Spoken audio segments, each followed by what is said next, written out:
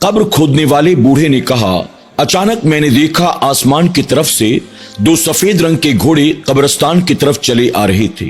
उनके ऊपर मौजूद जो सवार थे उनके जिस्मों पर सफेद रंग का लिबास था। उनके सर के और दाढ़ी के बाल भी सफेद थे। वो दोनों घुड़सवार कब्रिस्तान में आते हैं, घोड़ों को एक तरफ छोड़कर उससे नीचे उतरे और पहली कब्र के करीब आए। इसके बाद एक शख्स ने कब्र का चक्कर लगाना शुरू किया। कुछ देर तक कब्र का चक्कर लगाने के बाद उसने दूसरे घुड़सवार से कहा, लिखो। उसने पूछा, क्या लिखूं? नाज़रीन इकराम, ये कब्रिस्तान का पूरा वाकया क्या है? कब्र खोदने वाले ने उन दोनों घुड़सवारों के बारे में क्या कुछ बताया? वो दोनों घुड़सवार कौन थे? आखिर वो कब्रों का चक्कर क्यों लगा रहे थे? और एक ने दूसरे से क्या लिखने के लिए कहा? ये पूरा वाकया आइए तफसील के साथ समाप्त करते हैं। एक बुजुर्ग जिनका नाम किताबों में मुस्लिम बिन आमिर आता है, एक मर्तबा फरमाते हैं कि दोपहर का वक्त था, मैं अपने घर में बैठा था। बैठे बैठे अचानक मुझे ख्याल आया कि चलें अपने शहर के कब्रिस्तान में चलते हैं। वहां जो कब्र खोदने वाला बाबा रहता है यानी गोरकुन रहता है, उससे मुलाकात करें और उससे कब्र के बारे में, कब्रिस्तान के बारे में और कब्र वालों के बारे में कुछ बातें सुनें। इसके बाद मुस्लिम बिन आमिर इसी इरादे से अपने शहर के कब्रिस्तान में पहुंचते हैं। जो गोरकुन था यानी कब्र खोदने वाला बूढ़ा था, आपने अदब से उससे सलाम किया और सलाम करने के बाद कहा कि बाबा, आपने जिंदगी भर कब्रें खोदी हैं, आप मुझे कब्र के बारे में, कब्रिस्तान के बारे में, कब्र वालों के बारे में क्या कुछ बता सकते हैं? आपने क्या कोई इबरतनाक या सबक आमोज बात देखी है? इस पर वो कब्र खोदने वाला बूढ़ा कहने लगा, हाँ हाँ, क्यों नहीं। मेरे साथ जिंदगी में एक वाकया ऐसा गुजरा जिसको गुजरे तो काफी साल हो चुके हैं, लेकिन मुझे आज भी ऐसा महसूस होता है जैसे कल ही की बात है। जनाबे मुस्लिम बिन आकिल ने सुना, आपके कान खड़े हो गए। इसके बाद वो कब्र खोदने वाला बूढ़ा कहता है, मेरा हमेशा का ये मामूल रहा है कि मैं रोजाना नमाज फजर के बाद कब्र खोदना शुरू कर देता हूं और मेरी कोशिश होती है कि धूप तेज होने से पहले पहले 2-3 कब्रें तैयार कर लूं। इसके बाद जब दिन में जनाजे आते हैं तो मैं उनसे पैसे लेकर कब्रें उनके हवाले कर देता हूं। एक दिन अपने मामूल के मुताबिक मैं नमाज फजर से फारिग हुआ। कब्रिस्तान में आकर मैंने पहली कब्र को तैयार करना शुरू किया। वो कहते हैं, बहुत जल्द मैंने पहली कब्र तैयार कर ली। उसके बाद पहली कब्र से फारिग होकर मैं आगे बढ़ा और मैंने उसके करीब में दूसरी कब्र को खोदना शुरू कर दिया। थोड़ी देर के बाद मैंने दूसरी कब्र भी तैयार कर ली। इसके बाद कुछ आगे बढ़ा और मैंने तीसरी कब्र खोदना शुरू कर दिया। धूप निकलने वाली थी। इससे पहले कि धूप अपनी शिद्दत इख्तियार कर लेती, मैं तीसरी कब्र को भी मुकम्मल करना चाहता था। जैसे जैसे मैं कब्र को खोदता चला जा रहा था, वैसे वैसे मुझे ऐसा महसूस हुआ कि जैसे कब्र के अंदर से गर्मी बाहर की तरफ निकल रही हो। ऐसा महसूस हुआ कि जैसे कब्र में आग जल रही हो और जिसकी गर्मी मुझे महसूस हो रही हो। मैंने 2 कब्रें तो बहुत जल्दी के साथ मुकम्मल कर ली थी, लेकिन तीसरी कब्र को खोदने में मुझे बड़ी दुश्वारी हो रही थी। मैं पूरी तेजी के साथ अपने काम में लगा हुआ था ताकि धूप तेज हो जाए, इससे पहले अपना काम मुकम्मल कर लूं। लेकिन मैं ये देखकर हैरान था, बाहर धूप की शिद्दत इतनी ज्यादा तो नहीं थी, लेकिन कब्र जैसे जैसे गहरी होती जा रही थी, कब्र के अंदर से मानो गर्मी निकल रही हो। मैं बड़ा परेशान था कि ये जिंदगी में मेरे साथ पहली बार हुआ था।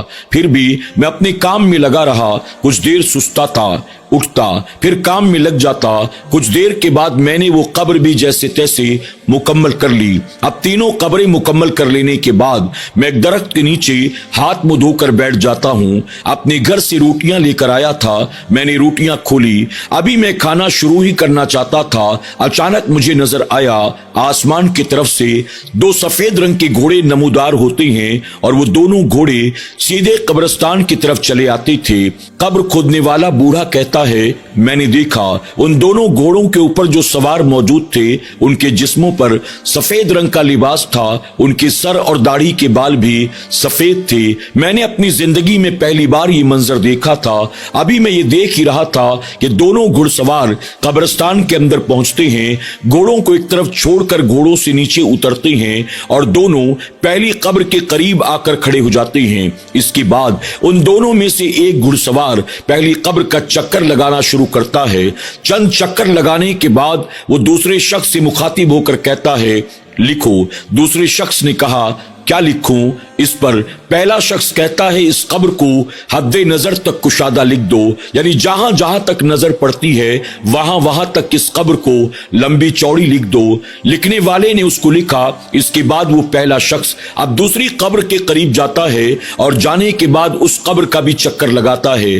कब्र का चक्कर लगाने के बाद पहले शख्स से मुखातिब होकर कहता है, लिखो। उसने कहा, क्या लिखूं? इस पर वो कहता है, इस कब्र को 10 गज लंबी 10 गज चौड़ी लिख दो। लिखने वाले ने लिख दिया।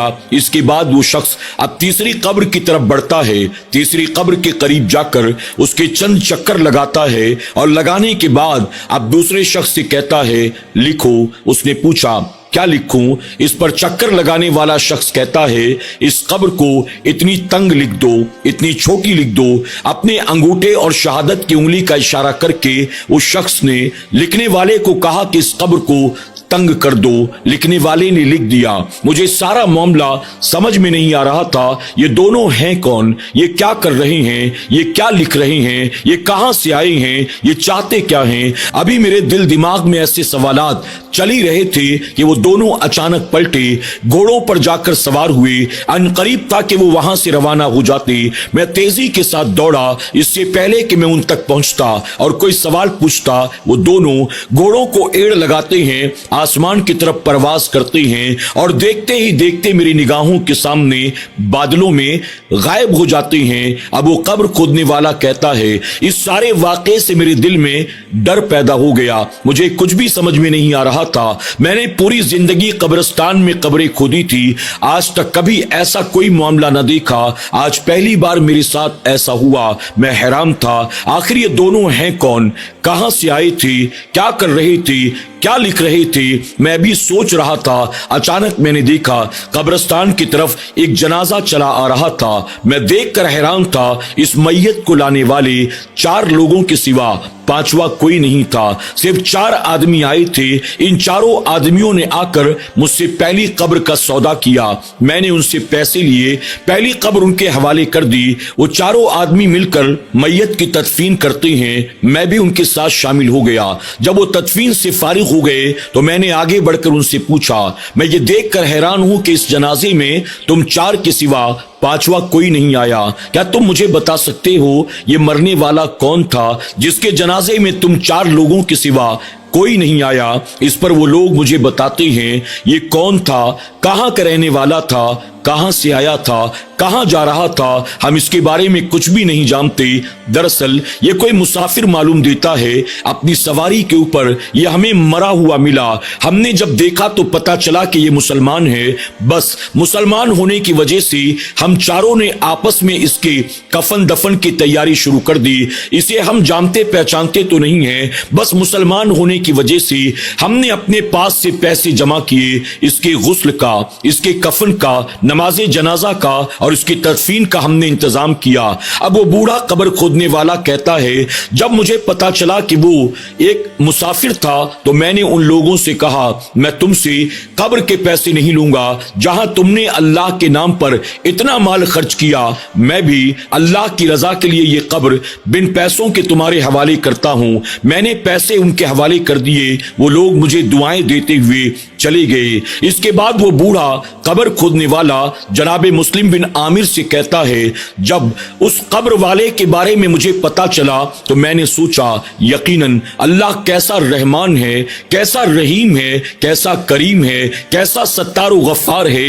एक शख्स जो कि मुसाफिर था, बेयारो मददगार था, अपने घर से अहलो अयाल दोस्त अहबाब से दूर था, रास्ते में उसका इंतकाल हुआ तो रब तबारक तआला ने अपने उस मुसाफिर बंदे के कब्र में आने से पहले उसकी कब्र को हद्दे नजर तक कुशादा कर दिया।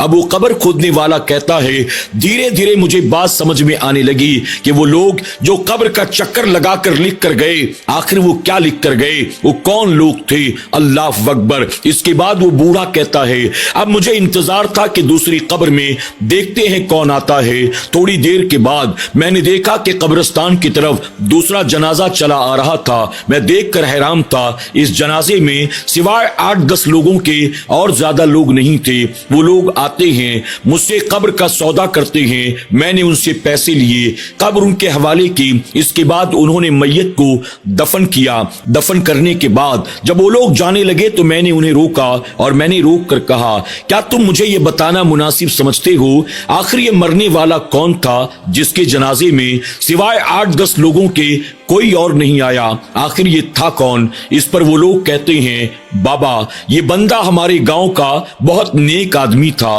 نمازی تھا، پرہیزگار تھا، شب بیدار تھا، خوف خدا میں رونے والا تھا، عشق رسول میں تڑپنے والا تھا، لیکن مسئلہ یہ تھا کہ بہت غریب تھا اور غربت کی وجہ سے اس کے جنازے میں کسی نے بھی شرکت نہیں کی۔ بابا آپ تو جانتے ہو امیر آدمی مرتا ہے تو امیر کے جنازے میں پورا شہر امڑ پڑتا ہے، لیکن غریب کے جنازے کو کون کاندھا دیتا ہے؟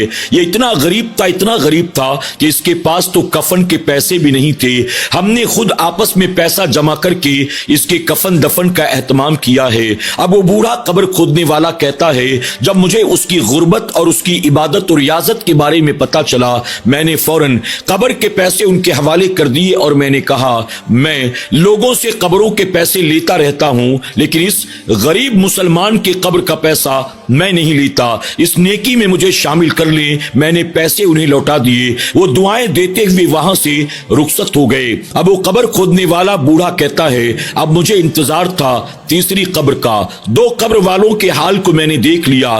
پہلا مسافر تھا، بے یار و مددگار تھا، اس کے قبر میں آنے سے پہلے اللہ نے اس کی قبر کو حد نظر تک کشادہ کر دیا۔ دوسرا غریب تھا، اس کے پاس اپنے کفن کا بھی انتظام نہ تھا تو اس کے قبر میں آنے سے پہلے اللہ نے اس کی قبر کو 10 گز لمبا 10 گز چوڑا فرما دیا۔ اب میں دیکھنا چاہتا تھا کہ تیسری قبر جسے تنگ کر دیا گیا ہے اس قبر میں کون آتا ہے۔ پھر وہ بوڑھا قبر کھودنے والا کہتا ہے ابھی کچھ دیر گزری تھی کہ میں نے دیکھا ایک جنازہ قبرستان کی طرف چلا رہا تھا، ایسا محسوس ہوا کہ مانو اس جنازے میں پورا شہر امڑ پڑا ہو، ہٹو بچوں کے نعرے لگ رہے تھے، ایک دوسرے کو لوگ دھکے دے رہے تھے، ایک آدمی جنازے کو کاندھا لگاتا، ابھی چند قدم چل بھی نہیں پاتا تھا کہ دوسرا آدمی آگے بڑھ کر جنازہ اس کے کاندھے سے لے لیتا۔ اس طرح سے ہر کوئی اس جنازے کو کاندھا دیتا ہوا قبرستان میں آتے ہیں۔ آنے کے بعد ان لوگوں نے تیسری قبر کا مجھ سے سودا کیا، میں نے پیسے لیے، قبر ان کے حوالے کر دی، پتا چلا کہ میت ایک عورت کی تھی۔ اس کے بعد جب تمام لوگ اس کی تدفین میں لگ گئے ایک بوڑھا آدمی ایک کونے میں کھڑا تھا،